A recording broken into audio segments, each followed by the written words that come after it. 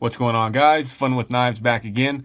Got another knife review for you today. This is the CRKT Jettison, designed by Robert Carter. This is the larger version with the steel handle rather than the keychain version with the titanium handle. And I was really excited about this knife. I was seeing it all over Instagram and YouTube, and I was like, yeah, I definitely want one of those. And I've only had it for a little over a week, and I've already had my opinion set. I carried it today. I noticed quite a few things that I didn't earlier on when I was carrying it. So I'm gonna give you guys the specs and we'll get into it. We have a 3¼ inch blade here, a handle length of 4.5 inches, making your overall length 7¾ inches. So a good size knife for sure, kind of my favorite size actually. And then your weight on this one is going to be 4.5 ounces because this is an all steel handle. Your blade thickness here is going to be 0.16 inches, and your handle thickness is only 0.42 inches. So guys, I really think this knife's cool looking. It's one of the most unique designs I have in my collection at the moment. And right off the bat, guys, I'm going to tell you there's a lot of good here. There's a lot of good in this design, and there is a whole lot of bad, which really surprised me. So let's move in towards this blade here. Modified Wharncliffe. You can see I got some scratches and stuff on it already. CRKT on the flat here. This isn't a completely straight Wharncliffe. You can see that there's a tiny bit of belly, but these Wharncliffes are going to be good piercers and decently good slicers. This has got a hollow grind on it, and it is made out of 8CR13 MOV, Jettison, written there, Carter design. So overall, really attractive blade shape. They've kind of taken out this part here. It reminds me of a shark or some sort of marine life animal, and it's really good for these kind of cuts where you're going to be having your finger and you open in a box or something, but it's definitely not a thumb ramp. You'd have to really reach up there to make that a thumb ramp. But with this interesting swedge and cutout and everything, this blade is 0.16 inches thick, which is absolutely huge. It's too thick for this style of knife. I'll give you guys an example here. The ZT-0220, this knife, also has 0.16 inch stock, and this is a beefier knife for sure. This is a hard use knife, and this Jettison is not. There's no need for this blade thickness to be quite so, it's so robust that this is not the best cutter in the world. It's not the best cutting tool. So especially with that hollow grind, and it's kind of a mid hollow grind, you don't have a lot of what's the word here? You don't have very good edge geometry. That's what I'm trying to say. So great blade shape. I think it's attractive looking. It's got a nice satin finish all over it. It will take scratches readily, but it looks good. It looks classy.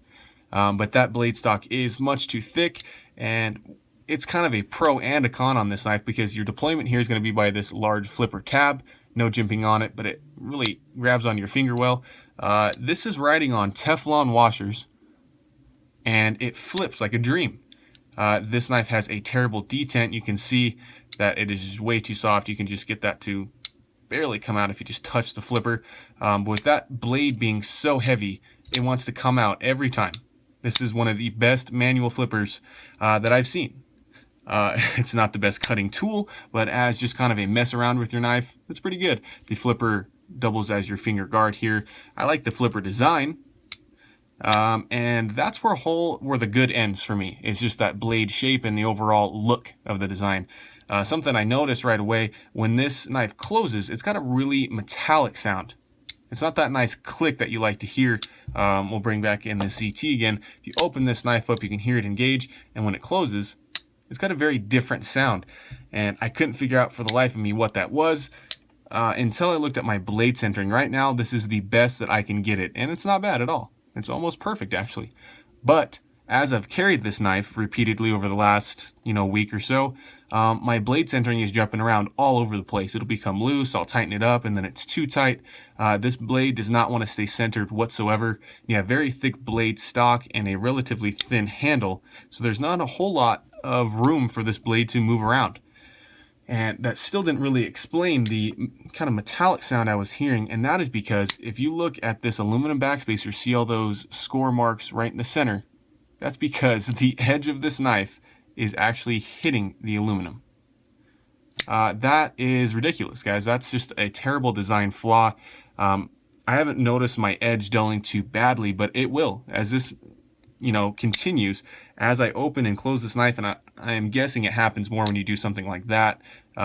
There's not enough room in this very skinny handle for this blade to rest without hitting the backspacer. So that brings us to handle material, which is just stainless steel. Very nice stone wash all over it. Completely unique ergonomics. Now, I'm not a huge fan of them, but I think it's more of personal preference rather than one is better than the other. Personally, I prefer something thicker. Let's do this Cryo 2. This has got more real estate to hold on to. This one doesn't. So, not saying it's an absolutely bad thing, but it takes some getting used to, for sure. I don't have a whole lot of knives that are this thin. Fairly thin in this direction as well, mostly closed construction. One other good thing I forgot to mention before we get to Lockup is the pocket clip. It's a great pocket clip. It's a loop over design, carries pretty deep, and this knife just carries awesome in your pocket because a lot of the weight is going to be right here. It's on this lower half of the knife, so it really stays in your pocket. This pocket clip isn't flimsy, but it's not the most secure thing in the world, but just how it carries, it wants to maintain in your pocket and stay in the corner out of your way. So that is one other good thing. Your frame lock here is a fairly thin piece of steel, and it's hitting really early. In fact, I was using this knife, had it in my hand, and I was moving around, and I hit the spine of the blade, and it disengaged just like that. I wasn't spine whacking my knife. I wasn't trying to do any sort of lock testing or anything. I don't even remember what I hit. I think it was a trash can.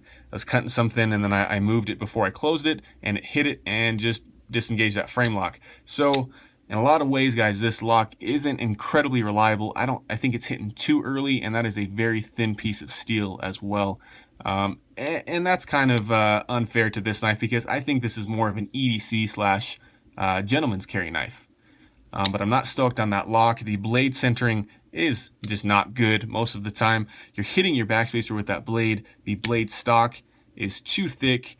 And I was really disappointed, guys. I was so excited for this knife. I really thought I was going to like it, and I probably should have done a little bit more research. I got caught up in the hype. I saw this knife too much, and I was like, yeah, I have to have that. So avoid my mistake. I really can't. I'm dropping knife parts all over the place. I can't recommend this CRKT Jettison. I just can't. And I might be putting it up for sale for real cheap soon. If you guys are interested in owning this one, maybe I'll put it for sale on Instagram or on YouTube. So thanks for watching, guys, as always. And make sure to have fun with your knives.